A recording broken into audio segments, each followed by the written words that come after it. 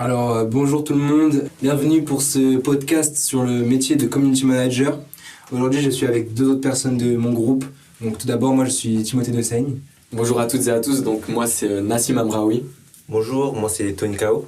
Donc comme dit juste avant, on va parler aujourd'hui du métier de community manager. On va vous expliquer un peu quel est le rôle d'un community manager, qu'est-ce qu'il fait au quotidien, en quoi il aide vraiment les entreprises et les clients en règle générale, et quel est son impact dans son environnement de travail.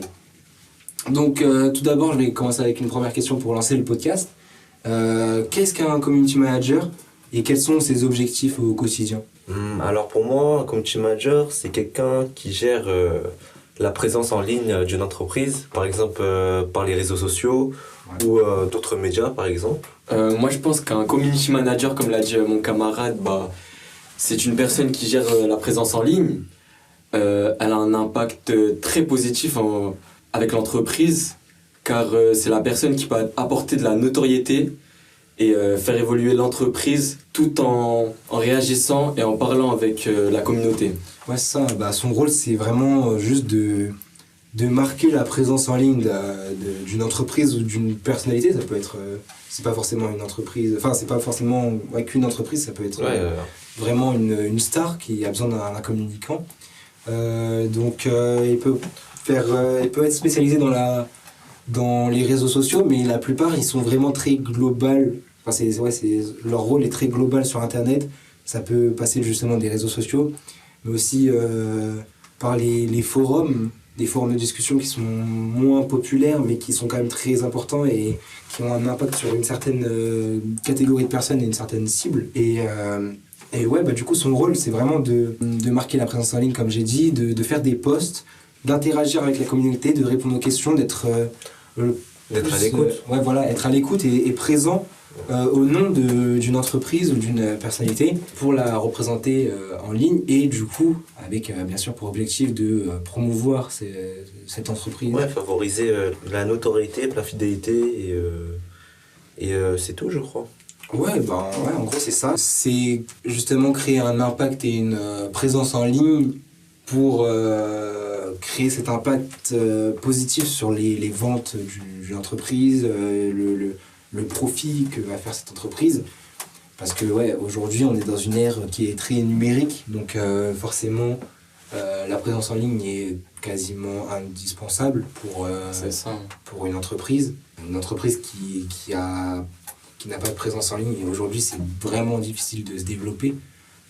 Voire impossible même, je pense. Je trouve qu'une entreprise qui n'est pas sur les réseaux, c'est vraiment très difficile, parce qu'au jour d'aujourd'hui, les entreprises qui fonctionnent, si je puis dire, c'est celles qui ont le plus de visibilité, et c'est grâce aux différents canaux de distribution, comme aujourd'hui on a de la chance d'avoir des réseaux comme TikTok, où des millions de personnes arrivent à percer, entre guillemets, à développer de la notoriété et à avoir une communauté très très active sur les réseaux, et c'est ce qui fait développer les personnes et réussir avec beaucoup d'abonnés. Et voilà. C'est vrai que TikTok, c'est vraiment quelque chose qui a changé le milieu de la communication et du business même, limite. Tu peux juste être sur ton application, descendre de vidéo en vidéo et tomber sur une pub ou juste une personne qui va parler d'une entreprise et ça va faire un bruit monstre. Et tout ça juste à quelques secondes, non ? Oui, voilà, c'est vraiment très rapide et ça a changé beaucoup de choses. Donc là, c'est quand même une cible un peu jeune. Un peu plus jeune, donc ça aussi ça fait partie du métier de community manager, de s'adapter à la cible, à la clientèle. Donc c'est sûr qu'une personne qui va communiquer sur de l'alcool, qui va faire des ventes d'alcool, ça va être plus difficile de se faire remarquer sur TikTok parce que c'est pas la cible principale. C'est ça. Donc mais cependant, par contre, oui, il y a beaucoup de marques qui font des pubs sur TikTok, mais qui font des millions de vues assez facilement, sans grande difficulté, sans promotion énorme comme vous pouvez voir avant TikTok. Mais du coup, c'est pas pour autant que la communication est essentiellement... et que sur TikTok, c'est sur tous les réseaux. Après, il y a un autre réseau social qui collecte plus de personnes, je pense, c'est Instagram, qui lui touche plus de monde comparé à TikTok. Ça va être plus pour les jeunes. Instagram, ça peut être pour les plus jeunes ou pour les avec plus de 20 ans. Ouais, la tranche d'âge est plus élevée, c'est sûr. Ouais, c'est ça. Et je pense qu'il y a plus d'entreprises là-bas aussi. Franchement, je sais pas, mais ouais, en fait, je sais pas si c'est le nombre d'entreprises qui va beaucoup varier ou pas, mais c'est l'impact sur la clientèle. Donc, pour une entreprise qui veut communiquer sur leurs produits, qui vise une tranche d'âge plus élevée, s'ils font ça sur TikTok, ça va pas faire beaucoup de bruit, du coup, comme je l'ai dit plus tôt. Du coup, il faudrait mieux privilégier des choses comme Facebook, des réseaux comme Facebook ou Twitter, mais Twitter, ce serait plus pour un peu comme LinkedIn, je le mettrais comme pour des professionnels, parce qu'il y a beaucoup de professionnels sur sur Twitter, pardon. Donc ça fait partie du métier et c'est aussi quelque chose à prendre en compte et qui est assez difficile. Il y en a qui se rendent pas compte spécialement, mais quel est l'impact, on va dire, d'un communicant, d'un community manager sur une entreprise ? Moi, si je puis me permettre, du coup, moi je pense que l'impact du community manager, il est très très important. Sachant que pour être community manager, je pense qu'il faut un minimum de responsabilité et un minimum de régularité. De rigueur. De rigueur surtout, ouais. Parce qu'il faut vraiment être là pour l'entreprise à n'importe quel moment. L'entreprise peut avoir un problème d'affichage sur un post, sur une publication. Le community manager, il doit répondre à l'appel directement parce que c'est lui qui peut répondre tout simplement et c'est lui qui peut faire augmenter la notoriété ou la baisser. Il a un rôle très très important, très majeur dans une entreprise. Comme par exemple, je pense à Netflix là tout de suite. Sur Twitter qui ont vraiment déjà une communauté très très active et vraiment ils sont beaucoup et ils arrivent à interagir avec n'importe quelle cible, que ça soit des jeunes, des personnes plus âgées, des personnes qui ont envie de regarder des films de fiction, des personnes en fait. Ouais, ils s'adaptent vraiment très bien à leur cible et du coup ça marche pour eux. C'est ça. Et ouais, c'est vraiment, je pense en France, c'est l'entreprise qui a un des community managers les plus impactants dans un sens, mais il est aussi réputé vraiment pour son adaptabilité et sa façon d'être qui change vraiment en fonction de la cible et il arrive à bien cerner les personnes, etc. Donc oui, c'est sûr que c'est très fort. Après, pour revenir sur l'impact d'un community manager, c'est vraiment à double tranchant. Il faut être très précis, même par exemple sur l'orthographe qui est très très importante pour un communicant. À l'écrit ou soit à l'oral. Ouais, vraiment là c'est très très important parce que une seule faute d'orthographe dans un post, ça peut vraiment faire parler négativement de l'entreprise et après avec un effet domino. Avoir un impact très important et là du coup j'ai juste parlé d'une faute d'orthographe mais ça peut aller beaucoup plus loin, des crises beaucoup plus complexes. En soi, un community manager c'est celui qui collecte les données des personnes, c'est celui qui les analyse, il examine les statistiques. De la veille, c'est ça. La veille marketing, c'est très important. Analyser sa clientèle, savoir quand parler. C'est très important. C'est grâce à ça qu'il ajuste les choses et qui peut faire la différence avec les posts sur Instagram ou sur d'autres réseaux sociaux. Ouais, c'est sûr. Après, du coup, il y a aussi des points négatifs à ça, comme le fait qu'un community manager doit être très présent et peut-être même trop. C'est qu'il y a beaucoup de community managers qui en parlent. C'est que même après les heures de travail, quand ils rentrent chez eux, ils ont quand même l'esprit connecté au compte de l'entreprise, ce qui fait que en fait ils ont faim de statistiques, c'est bizarre dit comme ça, mais ils rentrent chez eux, ils sont hors du travail, mais ils vont quand même regarder les statistiques, regarder les commentaires, être toujours plongés dans ce milieu, et du coup en fait ça prend une place énorme dans leur vie. Ouais, ça c'est un point négatif parce que vraiment, imaginons, il y a déjà eu beaucoup de cas d'entreprises qui ont eu des problèmes de communication ou des problèmes de toutes sortes en fait, en fin de journée ou même pendant la nuit. Et du coup, le community manager doit être là pour répondre au problème, calmer on va dire le jeu et faire en sorte que l'image de marque ne prenne pas un coup trop gros. Donc il y a beaucoup de défauts, c'est que tu dois toujours être présent en soi. Déjà ça c'est un défaut. Exactement, c'est très important.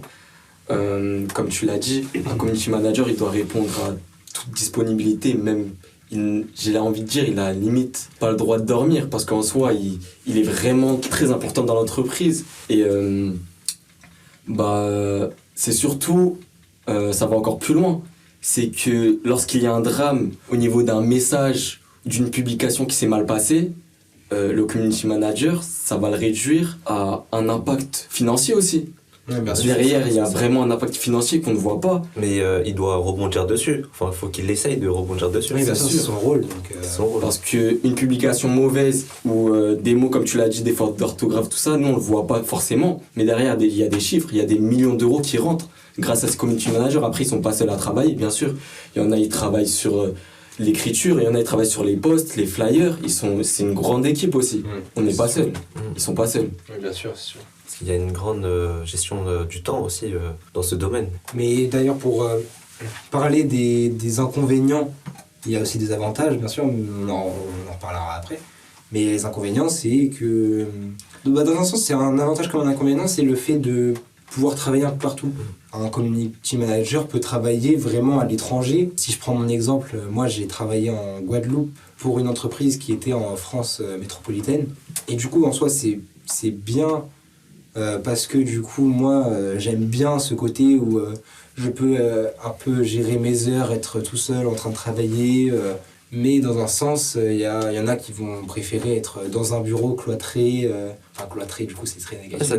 Ça dépend de chaque personne je pense. Oui, bah, bien sûr, mais du coup il y en a qui préfèrent être dans un bureau entouré de personnes, avoir une équipe avec qui travailler et communiquer en face à face, et du coup le métier de community manager en soi il peut s'adapter aux différents types de personnes. À mon expérience, pendant que j'étais en Guadeloupe, il y avait les heures de décalage. Moi, j'étais à 6 heures de décalage de la France, et du coup, mes horaires de travail étaient aussi décalés. Et du coup, moi, je pouvais rester toute la nuit réveillé, parce que du coup, en France, il faisait encore jour. Du coup, c'était vraiment très compliqué. Mais du coup, après, derrière, je commençais plus tard. C'est un train de vie différent, vu que du coup il y a la distance, les horaires, la communication qui va être différente au sein d'une équipe. C'est vraiment un travail particulier. Mais après il y a quand même des qualités du coup à ce travail, comme l'adaptabilité. Tu peux travailler un peu de n'importe où, aux horaires que tu veux. Tu n'es la pas, qualité aussi de pouvoir travailler de chez soi. Oui, bien sûr. Ça, de faire du télétravail, de ne pas être forcément en entreprise. Ouais, ça c'est vraiment un point qui peut être très positif pour beaucoup de personnes. Tout dépend de la personnalité des personnes. Ouais, voilà, c'est ça. Je dirais aussi la réactivité. C'est-à-dire, en gérant les commentaires et messages en temps réel, ça peut directement, par exemple, au lieu d'avoir un impact négatif, là, ça va répondre au problème directement. Ouais. Ça va pas laisser là et directement faire couler l'entreprise, par exemple, ou quoi. Bien sûr. Ouais, on sent aussi, en tant que community manager, on peut ressentir une satisfaction à voir l'évolution qu'on apporte à une entreprise. Et ça, c'est aussi un point positif, parce que beaucoup de métiers ne voient pas l'impact qu'elles ont sur une entreprise, alors qu'un community manager doit surveiller les statistiques, doit surveiller un peu tout ça. Et du coup, il voit l'évolution, même si elle prend du temps. Un community manager ne peut pas faire augmenter une entreprise en claquant des doigts comme ça, du jour au lendemain. Non, c'est un travail qui dure longtemps. Et en plus, plus le travail est bon, plus ça accroît la visibilité de la marque, en touchant un public plus large, par exemple. Surtout qu'un community manager, en soi, une bonne qualité qui lui représenterait, c'est que à la fin d'un travail acharné sur le long terme, en termes de publication et de littérature, lorsqu'il publie des mots, on peut se dire la satisfaction et la confiance en soi. On peut se dire que, en fait, grâce à moi, je m'imagine en tant que community manager, grâce à moi et mon équipe, on a réussi à faire rentrer des chiffres dans l'entreprise, à avoir des likes, des nouveaux abonnés, des nouveaux followers.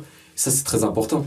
Actuellement, c'est en train de s'améliorer, mais actuellement, le métier n'est pas assez reconnu.